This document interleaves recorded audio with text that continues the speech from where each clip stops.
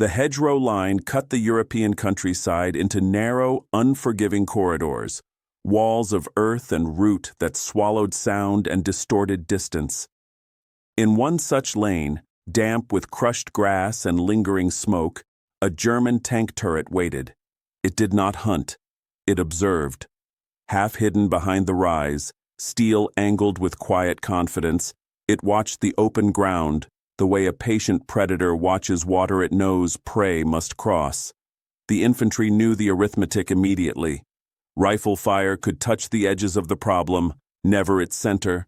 Bullets might spark, chip, or ricochet, but armor absorbed intention without consequence.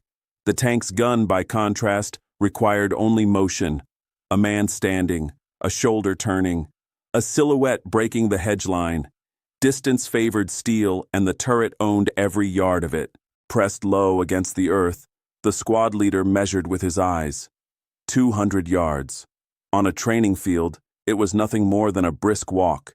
Here, under a turret's steady gaze, it felt endless. 200 yards of exposure, 200 yards of imagined endings.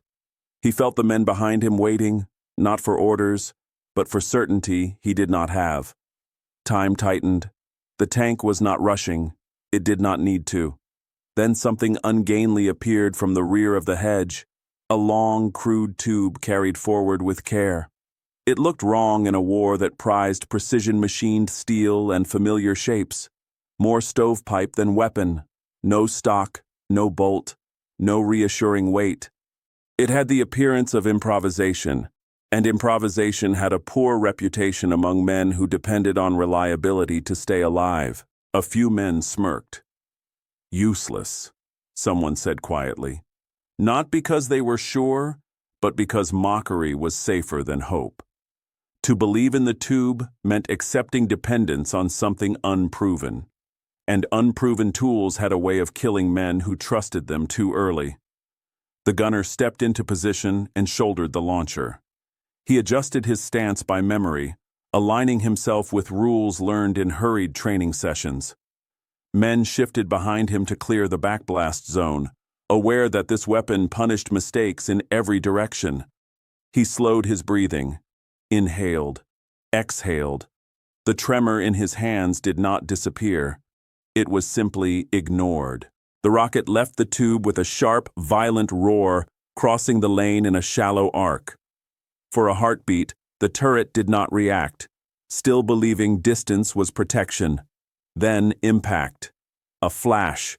An abrupt, unnatural interruption. The turret's authority collapsed so suddenly it looked unreal, as if certainty itself had been stripped away from the steel. In that silence, no one cheered. They only stared, because if 200 yards was no longer safe, then the battlefield had just changed. And the question now was not whether the tube worked, but why it had taken so long to believe it could. By the middle years of the war, infantry across Europe learned a hard, repeating law, one that did not require philosophy to understand, only funerals. A tank could choose the distance of engagement, and distance, more often than firepower, decided survival. On open ground, a turret could observe, range, and destroy with calm routine. Men on foot could hide, scatter, and prey. They could not negotiate with armor on its terms. Anti-tank guns existed, and in skilled hands, they could be decisive. But they were also weight and delay made visible. Pieces that needed towing, crews, ammunition, and time to emplace. In fast-moving battles, time was the one resource infantry did not control. A gun might be miles away when the tracks were heard. It might be stuck in mud, pinned by shell fire, or simply assigned elsewhere. And so the battlefield produced the same cruel scene again and again. Riflemen staring at armor they could see, but could not meaningfully touch. Mines and obstacles offered another answer, but they belonged to fixed ground and predictable approaches. A minefield could deny a road, force a detour, slow momentum. Yet the war rarely respected planning. Front lines bent and broke. Units advanced, withdrew, and found themselves fighting in places no one had fortified. The battlefield was too fluid for solutions that only worked where you had been allowed to prepare. Steel moved, men moved, and often the tank arrived where no one had planted anything except doubt. That left the oldest solution of all: closing the distance. It was the kind of bravery that did not look heroic from a distance, because it happened low to the earth, in hedgerows, ditches, ruined rooms, and smoke. Close-range anti-tank work meant crawling toward a machine designed to erase you, carrying grenades, satchel charges, or bottles of fuel, hoping the escort infantry did not see you first. In those moments, courage was measured in meters, not medals. The difference between life and death was often the time it took a turret to turn. Commanders understood what this was doing to morale. Infantry could fight almost anything if they believed they had a way to answer it. But a battlefield where tanks were untouchable became a battlefield where men were reduced to targets, waiting for supporting guns that might not arrive. What the army needed was not merely another weapon, but a promise, something that traveled with the infantry, could be taught quickly, and could be fired in the seconds that real contact allowed. For engineers, this demanded a paradox. They had to place tank-threatening power into the hands of one man without giving him a cannon. The requirement was simple to say and brutal to solve: portable, cheap, effective, and safe enough to trust. And behind that requirement sat the real stake of the story. This was never about hardware pride. It was about restoring agency to men on foot. Because once infantry regained the ability to say no to armor at close range, the entire psychology of the battlefield would begin to shift. But first, someone had to build that answer and accept that it might look unimpressive when it arrived. When the answer finally appeared, it did not look like an answer. It looked like a compromise, an object too plain to inspire confidence in men who had learned to measure seriousness by weight and polish. A simple tube launcher, open at both ends, paired with a rocket-propelled warhead. No elegant machinery, no deep report like a cannon, just a crude cylinder and a projectile that carried its own propulsion. On first sight, many soldiers assumed it belonged to the realm of field improvisation, something built because better equipment had not yet arrived. The earliest encounters with the weapon did little to correct that impression. In hurried training fields and muddy staging areas, there were misfires and awkward reloads. Rockets wobbled offline. Shots that should have struck armor struck earth, hedge, or empty air. And because the weapon demanded range judgment and controlled posture, it punished nerves more than it forgave them. A new technology does not enter war gently. It arrives in the hands of tired men, under pressure, and its learning curve is paid for in seconds that cannot be recovered. Soldiers distrusted it for a reason that had nothing to do with pride and everything to do with survival. Unreliable tools do not merely fail, they tempt. They create a moment of false confidence, an assumption that a problem has been solved right before the problem returns in steel and fire. In infantry memory, there are few experiences more dangerous than believing you have protection and discovering you do not. So the tube became a joke, partly because jokes create distance from disappointment. Officers often distrusted it for a different reason. Armies are built on categories: rifle, mortar, artillery, gun. Each has doctrine, tables, supply chains, and trained expectations. But this crude launcher did not fit. It was not a rifle. Its projectile moved too slowly. It was not a mortar. Its arc was not controlled by indirect fire methods. It was not artillery. It lacked range, recoil, and the institutional gravity that comes with a gun crew. It sat between definitions, too small to command respect, too unusual to be comfortably understood. Yet even in its awkwardness, the weapon carried a promise that was difficult to ignore. Its warhead was not meant to defeat armor by speed and mass, the traditional language of anti-tank guns. It was shaped, designed to concentrate energy into a narrow, brutal effect, piercing steel through physics rather than brute force. It offered something armies had been chasing since tanks first appeared: the possibility that a single infantryman could threaten a vehicle built to dominate him. And that was the irony that followed the tube wherever it went. Innovation rarely arrives with the dignity institutions prefer. It enters combat wearing the costume of improvisation, mocked for its ugliness, doubted for its simplicity, until the battlefield forces a decision that theory can no longer delay, because tanks kept appearing at the wrong moment, in the wrong place, when the heavy guns were absent. And each time that happened, the crude tube survived one more day, not because anyone loved it, but because necessity refused to give infantry anything else. Armies do not fall in love with novelty simply because it is clever. They fall in love with what can be repeated. Commanders preferred weapons that behaved the same way in the hands of the exhausted as they did in the hands of the gifted, standardized, predictable, and supported by doctrine that had already been paid for in time and trials.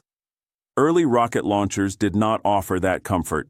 They arrived with caveats, quirks, and the uncomfortable feeling of experimentation carried into combat. The training burden was not an abstract complaint. It was immediate, physical, and unforgiving. To use the tube well, a soldier had to judge range without instruments, hold aim under the pressure of incoming fire, and accept that the weapon's slow, arcing projectile demanded patience at the exact moment fear demanded speed. And unlike a rifle, the tube carried its own danger behind the shooter. Backblast turned cramped terrain into a hazard. Hedgerows, ruined rooms, narrow trenches, places where infantry naturally sought cover, were often the worst places to fire. A commander issuing such a weapon had to issue not only hardware, but a new set of instincts. Then there was the matter of ammunition. Rockets were not cartridges. They were larger, more awkward, and sensitive to handling in a way that ordinary rifle rounds were not. They took up space in packs and vehicles that were already crowded with necessities. They were harder to keep dry, harder to store, harder to distribute forward under pressure. Every new ammunition type was a new logistics problem, and logistics is where battlefield promises often die quietly, far from the men who need them most. Accuracy became the center of the skepticism, because armor does not care about effort. A tank is not defeated by intention, it is defeated by correct placement. A shaped charge warhead might possess the theoretical power to pierce steel, but only if it struck the right area at the right angle. In controlled demonstrations, that was achievable.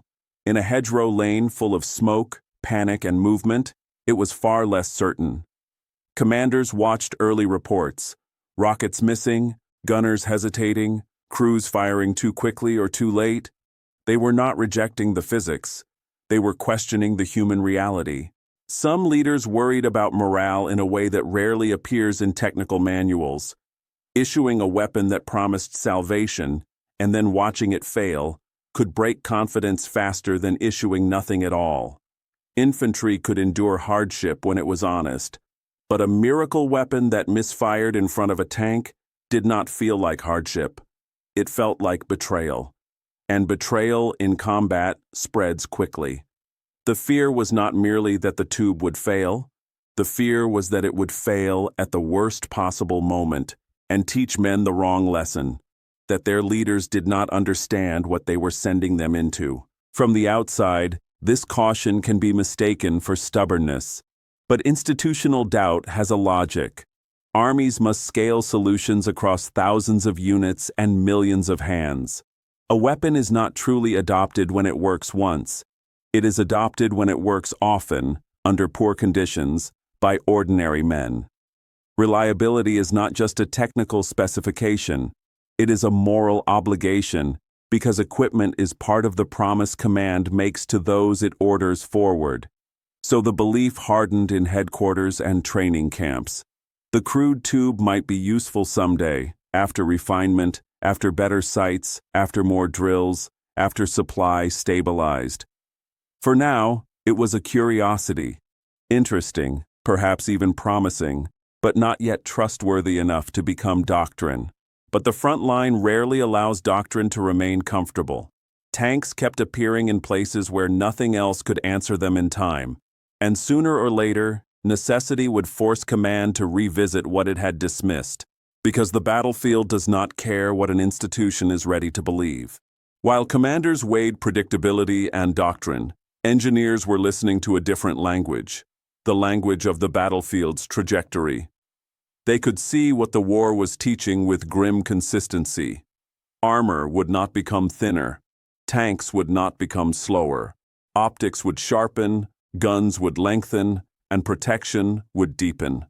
If infantry remained dependent on heavy anti-tank guns and distant artillery, then the soldier on foot would always be borrowing power from somewhere else, and often borrowing it too late. The question was not whether tanks would continue to dominate open ground. The question was whether infantry would be allowed any answer at the point of contact. The shaped charge offered that answer, not through brute force, but through physics used with discipline. The principle was almost unsettling in its efficiency. Rather than trying to smash through armor with speed and mass, the warhead focused its energy into a narrow, concentrated effect capable of defeating thickness that would otherwise demand a massive gun. It was a different way of thinking, less like a duel of cannons, more like a surgeon's instrument. But it was also a reminder that protection is never absolute. It is only protection against certain kinds of violence, from certain directions, at certain angles. Rockets made the concept portable in a way traditional guns could not. In a conventional anti-tank weapon, the gun must provide the projectile's energy, and that demands heavy barrels, strong breeches, recoil systems, and crews to move them. With a rocket, propulsion travels with the projectile. The launcher can be little more than guidance and ignition, an object meant to aim rather than to contain an explosion. This was the central bargain. Move the complexity into the ammunition, and you could lighten the weapon carried by the man. That is why the tube was intentionally simple. Not elegant, simple. A plane launcher could be manufactured in large numbers, serviced without specialized tools, and treated roughly without losing its basic function. Engineers did not design it for parade grounds. They designed it for mud, rain, hedgerows, and the careless moments of exhausted hands. Complexity can be powerful, but it is also fragile.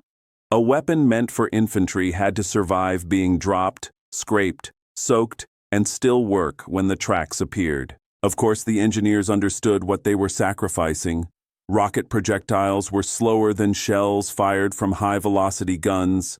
Their flight was more visible, more arcing, more vulnerable to bad aim and bad nerves. Close range was not a flaw in the blueprint. It was part of the design's reality.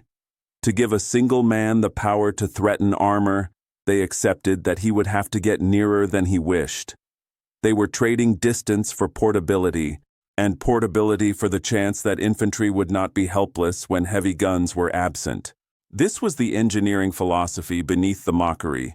Do not build perfection that cannot be carried. Build adequacy that arrives on time. A tank did not need to be destroyed in every encounter for the weapon to matter. It only needed to make armor hesitate, to force crews to think twice about lanes, hedgerows, village corners, and the close terrain where infantry lived. Even the possibility of a shaped charge in human hands could change how a turret moved, how long it paused, how confidently it advanced. And so, beneath the jokes about stovepipes, a quiet belief formed. If the war kept compressing fights into hedgerows and ruins, if it kept forcing tanks into close spaces where infantry could see them and touch them, then a crude tube might become something far more serious than it looked. Because the battlefield does not reward elegance. It rewards whatever survives contact long enough to be used. And the engineers were building for the moment when mockery would no longer be affordable. A German tank crew did not experience the battlefield the way infantry did. Where a rifleman saw fragments, hedgerows, doorways, smoke, sudden noise, the crew saw a system. Optics that clarified distance, armor that absorbed most threats without consequence, Discipline drilled into routine: scan, range, fire, shift. Even the vehicle's silhouette carried authority. Steel moved through terrain with a psychological weight that made men on foot feel small before the first shot was fired. Distance was the crew's first ally. A tank did not need to be everywhere. It only needed to control the spaces that mattered: roads, lanes, crossings, the open ground between cover. With a turret elevated above the earth, with sights built to make humans into measurable targets, the crew could decide when contact began and when it ended. Infantry could choose concealment, but concealment was not victory. It was a delay, and in that delay, a tank had time to turn, to take its time, to do violence with method rather than urgency. Angle was the second ally. Tank crews learned quickly that armor is not a wall. It is geometry. Present the strongest face to the threat. Keep moving enough to disrupt aim. Use cover to mask weaker sides. Combined with distance, angle could make infantry weapons irrelevant long before the infantry understood what was happening. A rifle bullet, even a burst of machine gun fire, could announce courage without producing effect. The crew might not even hear it over the engine and the clatter of tracks. And the turret itself was more than steel. It was command, observation, a moving watchtower with a gun. From a crossroads or a hedgerow lane, it could decide who was allowed to move, who was forced to crawl, and who would not move again. That was its true power, not merely destruction, but control. When a turret looked down a lane, it turned geography into policy. It made the landscape obey. The system extended beyond the vehicle. Escorts, infantry accompanying tanks, were not an afterthought. They were part of the armor's immunity. Machine guns stitched likely approaches, punishing anything that tried to close the distance.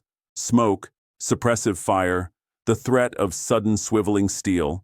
Together, these things reinforced a belief inside the turret. Men with small arms could be ignored. And if they carried something unfamiliar, some awkward tube, some improvised-looking launcher, it was easy to dismiss it as desperation. This is how arrogance forms in war, not as a personality flaw, but as a habit. Repeated success teaches lessons that feel permanent. If every close approach is punished, crews begin to expect punishment to be enough. If distance and armor have solved the infantry problem 100 times, then the 101st time becomes routine. Caution remains in the manuals, but contempt grows in the muscles. Yet contempt has a cost. It makes behavior predictable. Routes are taken with confidence rather than skepticism. A turret pauses a fraction too long at a bend because nothing has ever punished it for pausing there. Angles are assumed safe because they have always been safe. The system that once demanded discipline begins to run on memory, and memory is a dangerous substitute for observation in a battlefield that changes faster than doctrine can be rewritten. This is the quiet setup for reversal. Because the new weapon did not need to outgun a tank at distance. It only needed to survive long enough to be aimed. It did not need a cannon. It needed a moment, one lane, one hedgerow, one crew that believed too fully in its own immunity.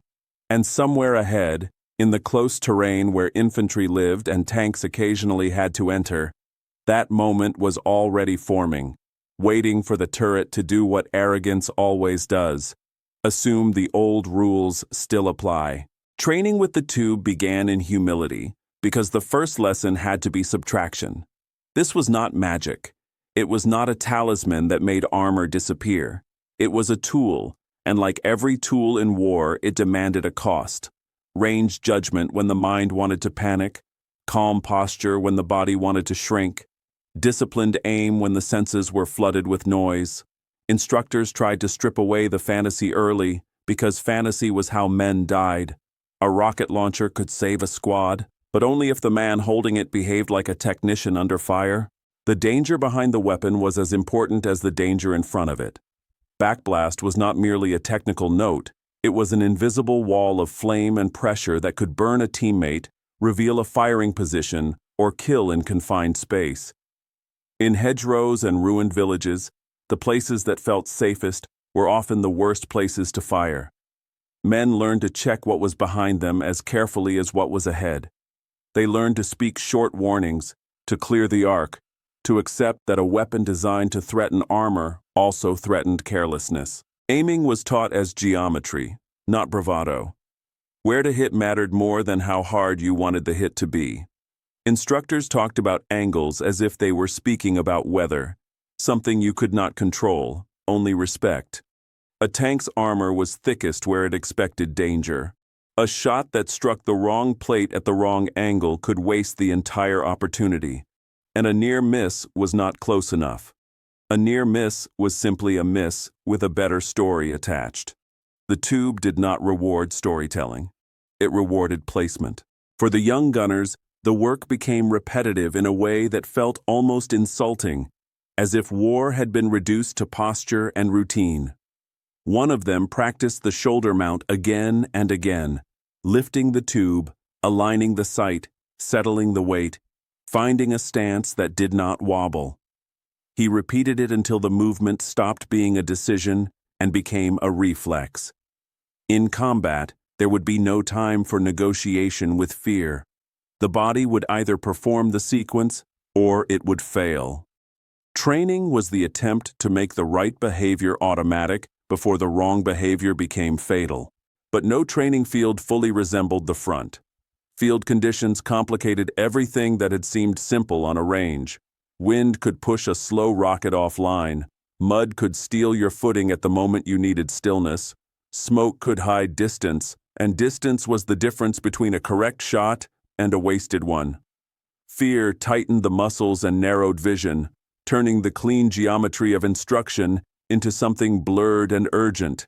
And the tank did not hold still for your learning curve. It moved with its own logic, its own momentum, and often with escorts ready to punish hesitation. The truth that emerged was not flattering, but it was consistent. New weapons fail most often in the hands that have not yet learned them. The tube's early reputation for unreliability was partly the weapon's own immaturity, and partly the unavoidable fact that men were being asked to master it quickly under conditions that punished every error.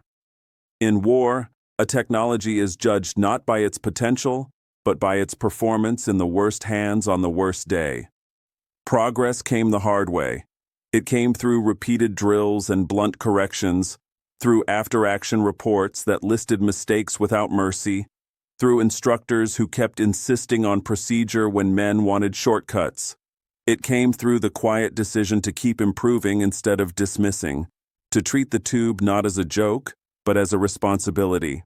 And as that responsibility hardened into routine, something else began to form alongside it. A new kind of confidence, careful, conditional, and dangerous to anyone who assumed infantry would always remain helpless at close range. Anti-tank work, for infantry, was never simply another assignment. It was intimate terror, because it required a man to aim calmly at the machine designed to erase him. A tank was not an enemy he could see breathing or hesitating. It was an engine, a turret, and a doctrine made of steel. It did not flinch when fired upon. It turned its gun with the unhurried certainty of something built to win arguments at distance. To face it with a shoulder-fired tube was to accept a truth most soldiers tried not to picture.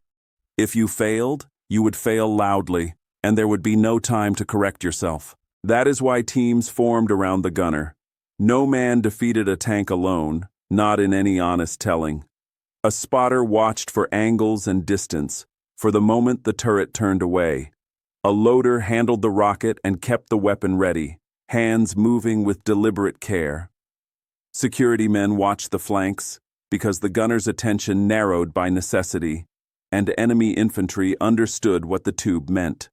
The launcher might be carried by one man, but it was operated by a small society, each role existing because a single missing task could turn courage into waste. As the tube spread through squads, it changed their behavior in subtle ways.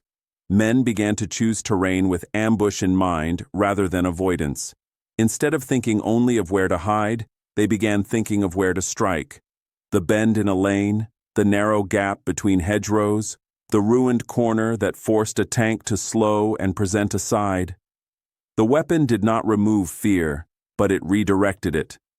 Infantry started planning around the idea that armor could be answered, even if answering it required discipline and risk.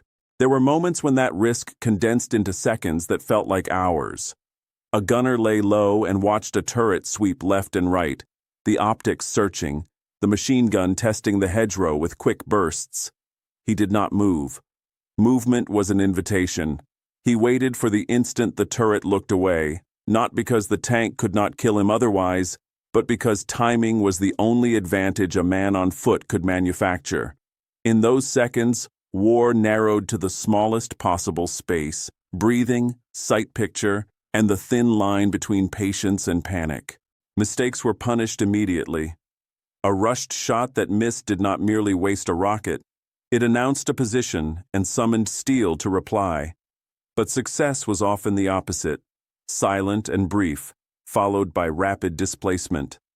There was rarely celebration, because the tank's escorts were still there, and because every firing position was temporary once the backblast had marked it.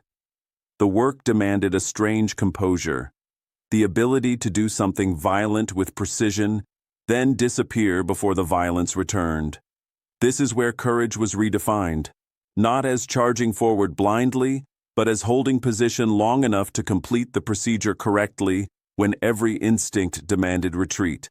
The stovepipe became less of a joke and more of a responsibility, because now infantry possessed something rare on the modern battlefield, a tool that could change outcomes.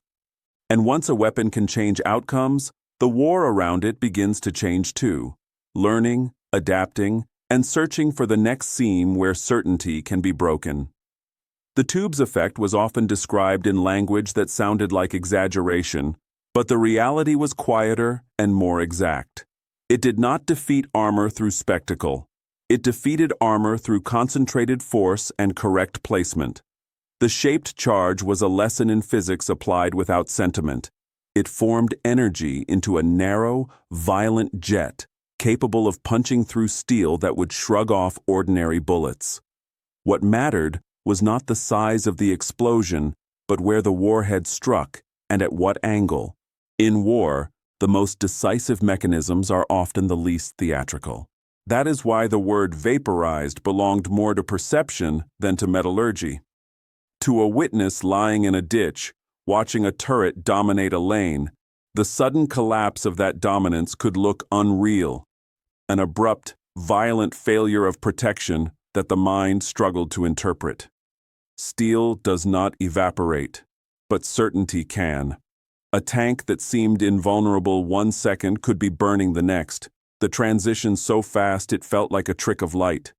The shock came from contrast, the human expectation of permanence meeting the battlefield truth that nothing is permanent when the right force is applied at the right point. As crews learned, they stopped thinking in terms of the tank and began thinking in terms of its lies, areas that looked strong but were not equally protected.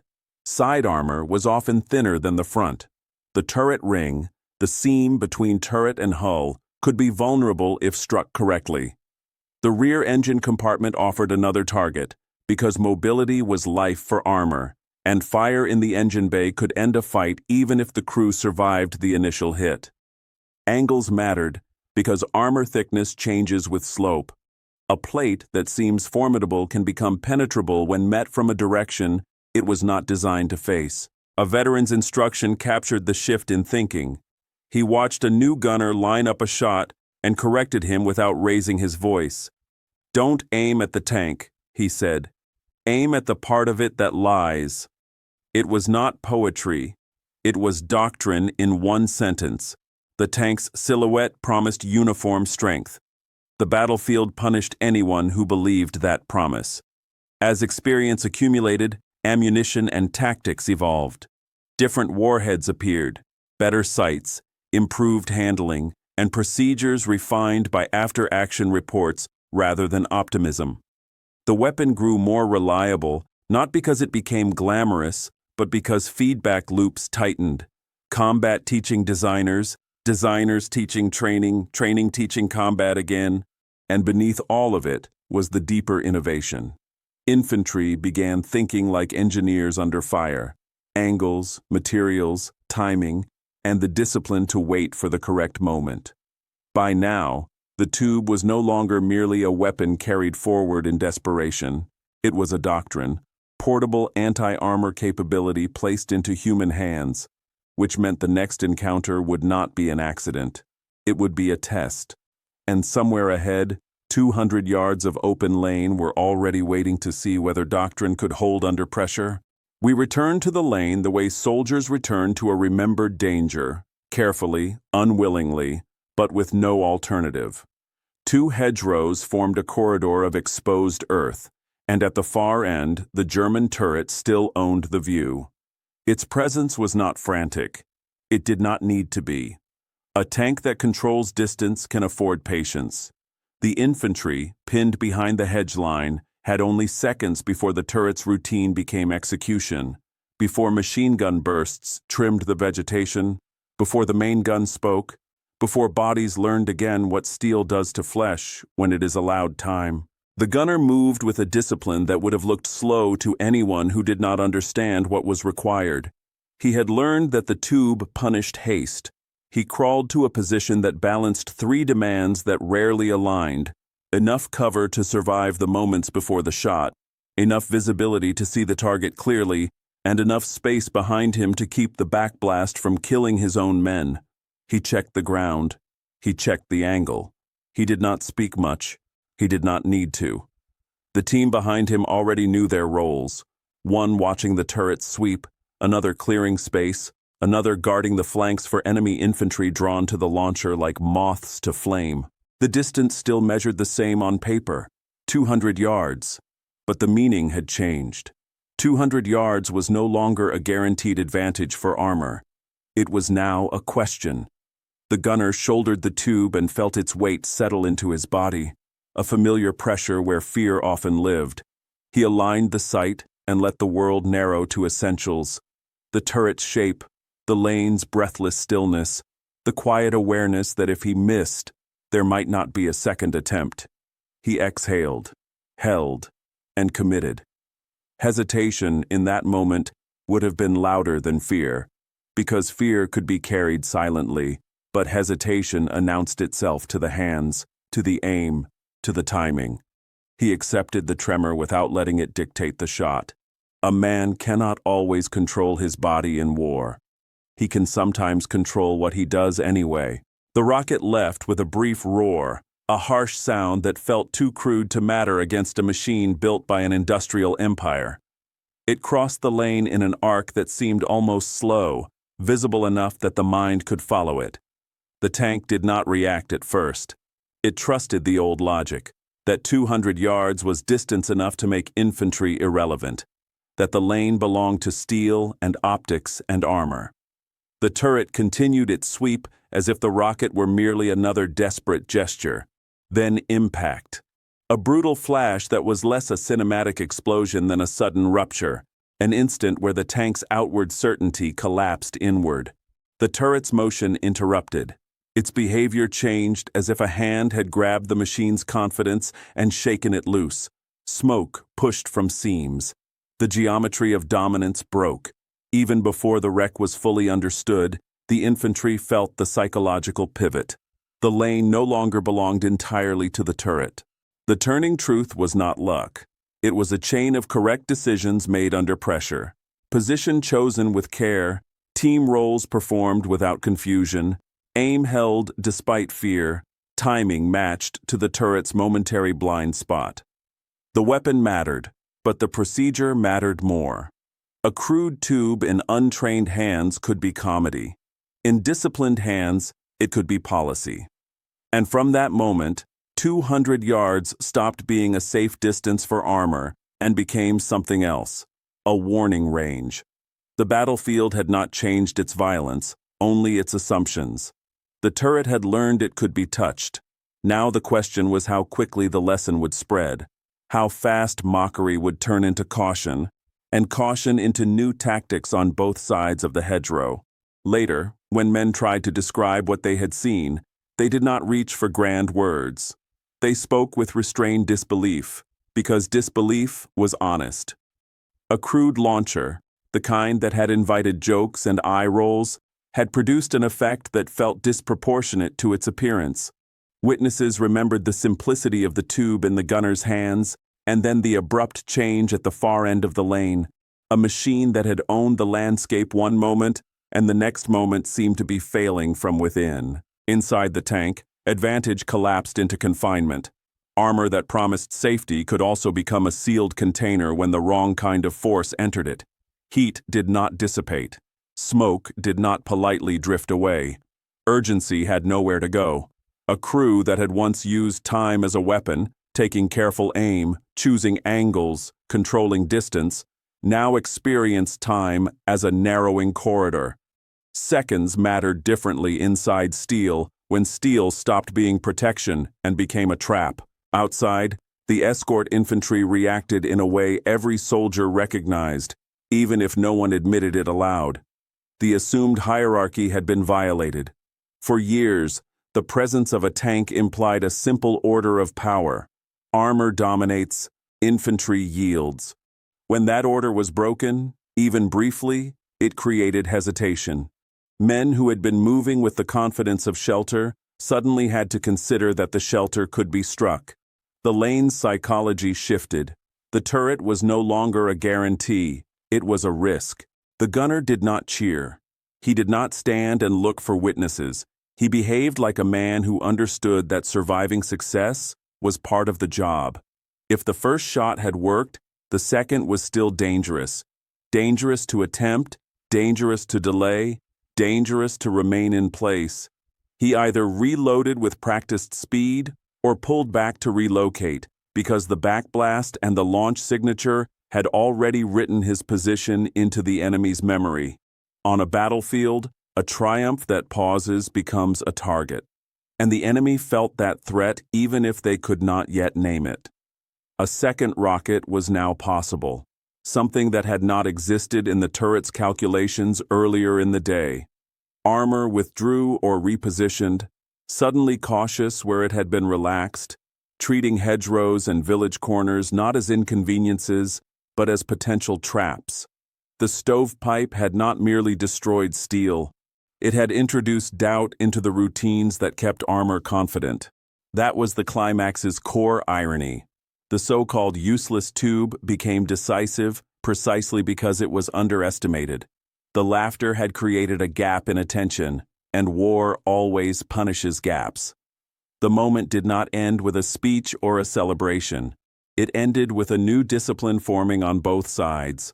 Armor moving with added caution, infantry standing with a new kind of danger. And once that discipline existed, command would do what it always did after surprise. It would try to make the lesson repeatable. The first victories with the tube did not travel as legends at first. They traveled as paperwork. After-action reports moved up the chain, dry language carrying urgent meaning. What worked, what failed, what distance was practical, what angles produced results, and what mistakes repeated themselves. There was a deliberate effort to keep the story from becoming myth. Myths are comforting, but they cannot be issued, trained, or supplied.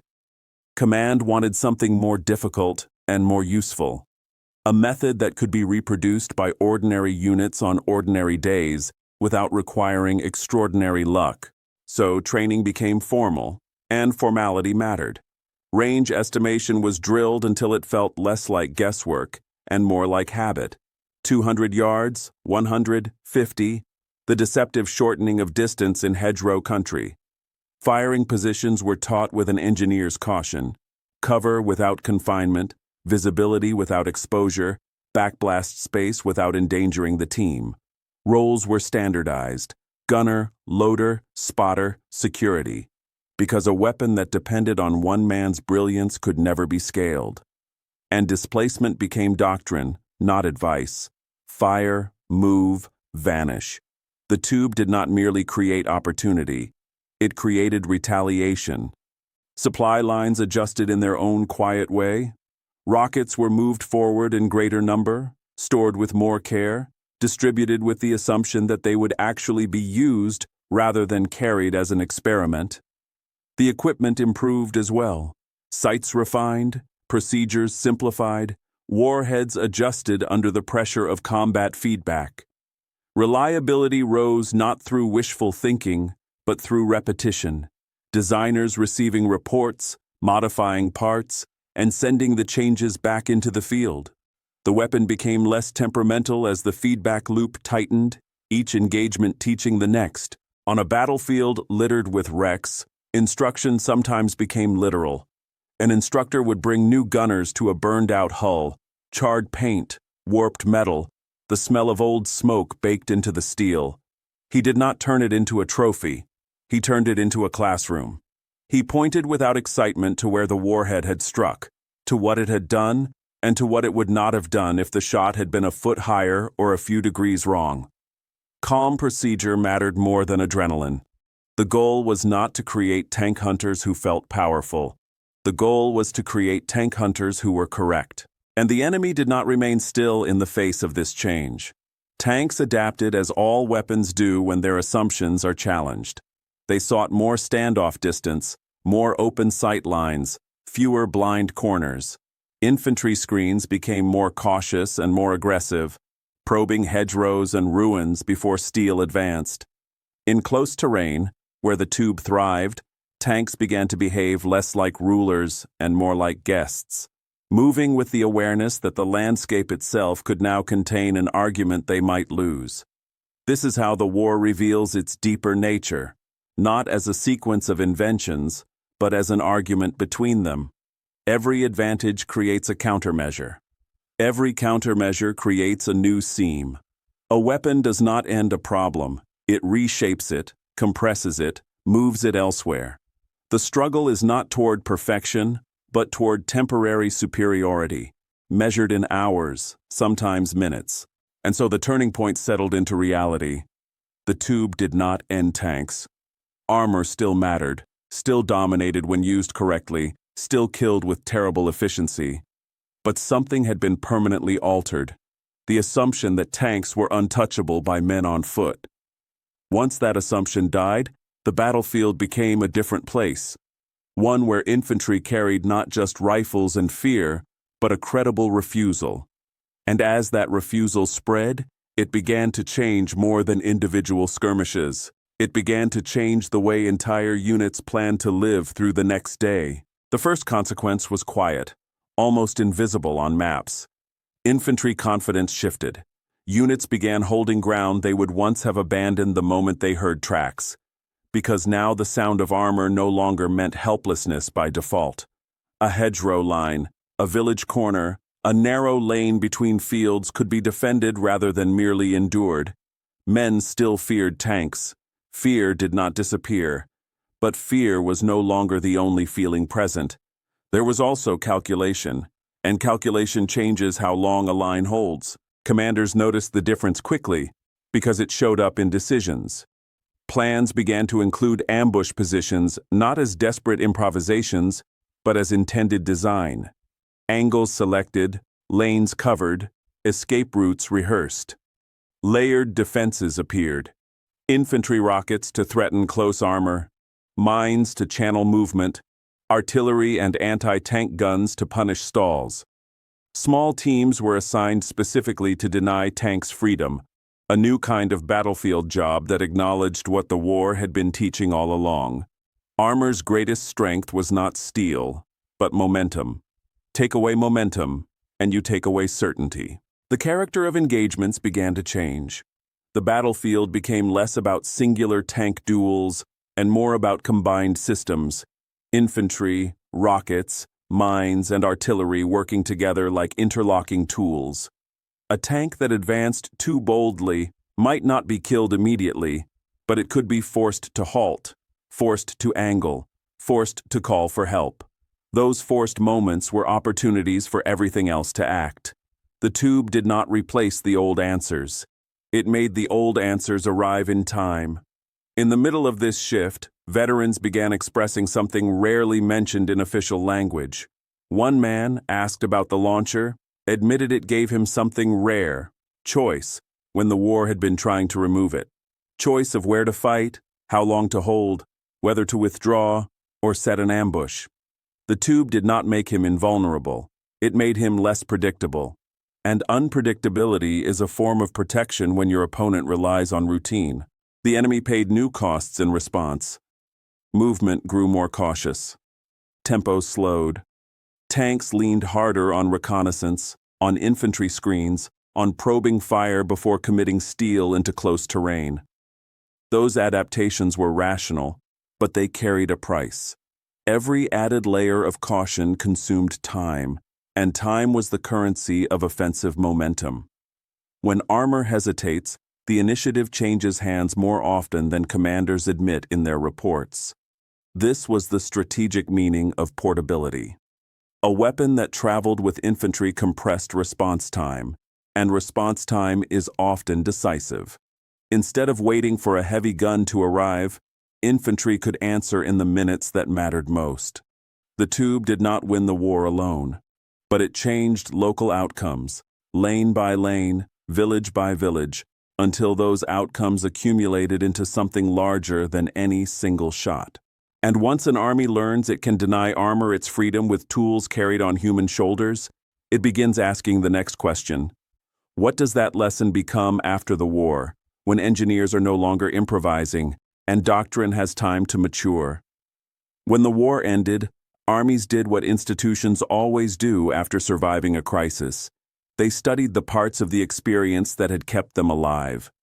Among the lessons written into post-war manuals and procurement plans was a simple conclusion that no longer sounded radical. Infantry must carry credible answers to armor at the point of contact, not somewhere behind the line, not waiting on a tow gun delayed by mud or a battery delayed by orders. In the moment, a tank appeared. A platoon needed a response that could be raised to the shoulder and fired without permission from distance. In that sense, the crude stovepipe launcher became an ancestor rather than an artifact. Its logic was too useful to abandon. A lightweight launcher guiding a projectile that carried its own propulsion, simple enough to be issued widely, powerful enough to influence armored behavior, was a design philosophy that outlived the hedgerows that had made it famous. Over time, that philosophy evolved into more refined rocket launchers, then into guided systems with better optics, safer firing characteristics, and warheads engineered to defeat new generations of protection. Engineers looking back could identify what had mattered, not in slogans, but in measurable truths. Shaped charge effectiveness remained central, a way to defeat armor without demanding the mass of a cannon. Portability proved decisive, because a weapon that is effective but absent is not a weapon at all. And doctrine mattered as much as hardware. The launcher only became truly dangerous when training made it usable under stress, when teams knew roles, range, angles, displacement, and the discipline to wait for the correct shot. One designer, reflecting on the process, captured the quiet difficulty in a single thought. The hardest part was not inventing power. Power could be generated in laboratories and proved on ranges. The hardest part was making that power accessible to ordinary soldiers, men who would be tired, frightened, wet, and operating in terrain where every mistake was punished instantly. It is one thing to design a warhead that can pierce steel. It is another thing to design a system that allows a 19-year-old with shaking hands to place that warhead correctly in the seconds that matter. That is the broader truth the legacy reveals. Modernization is often incremental. Today's crude tube becomes tomorrow's standard, not because it was perfect, but because it pointed in the right direction. War does not always reward the most elegant invention. It rewards the invention that can be produced, distributed, understood, and trusted in time.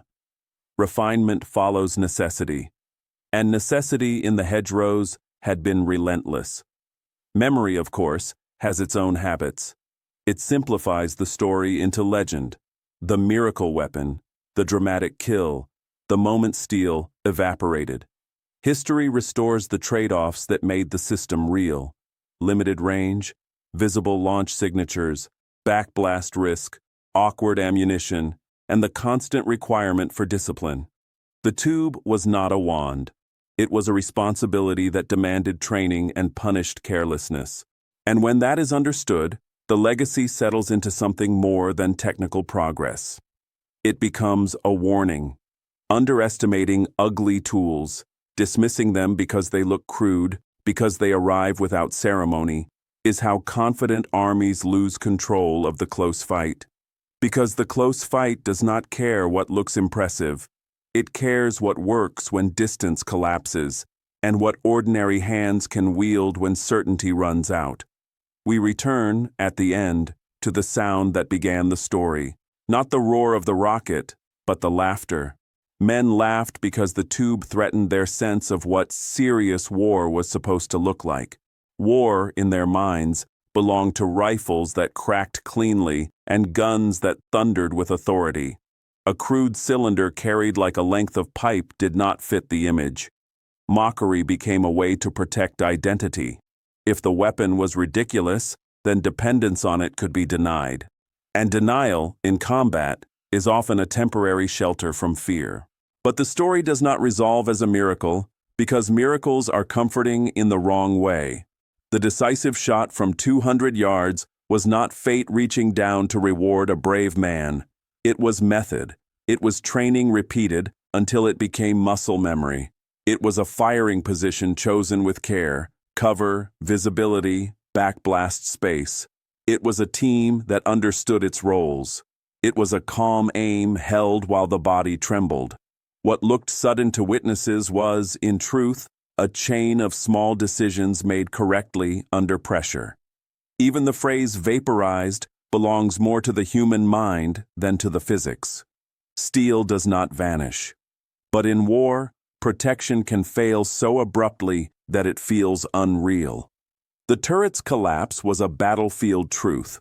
Certainty is a material like any other, and it can be punctured when struck at the right point. The moment was shocking, not because it was impossible, but because it interrupted a belief that had been allowed to harden into habit. The paradox the audience is left to hold is simple and uncomfortable.